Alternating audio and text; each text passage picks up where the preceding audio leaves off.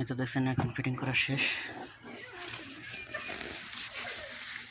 Motor কোনো সমস্যা হলে এটা খোলান করতে পারবো। এটা হলো পানি, কোনো সমস্যা হলে পানি অফ। আগে এটা ছিল না, এখন নতুন করে লাগানো হলো। তা আমরা অনেকেই ভুলটা করে থাকি, বিশেষ করে এটা লাগাইতেই হবে ট্যাঙ্কির সাথে। ট্যাঙ্কির সাথে না লাগাইলে পরবর্তীতে যে আজকে যে সমস্যাটা হলো এই সমস্যাটা হবে। যে কাজ করছিল সে তো মনে করেন কাজ করে গেছে, পরবর্তীতে কী হবে এটা নিয়ে আর কোনো নেই, টেনশন নেই। তো কাজ করার সময় অবশ্যই এটা দেখে নেবেন।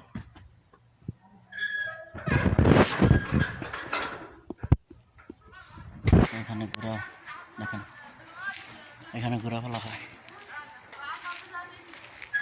দেখেন কীরকম করতেছে।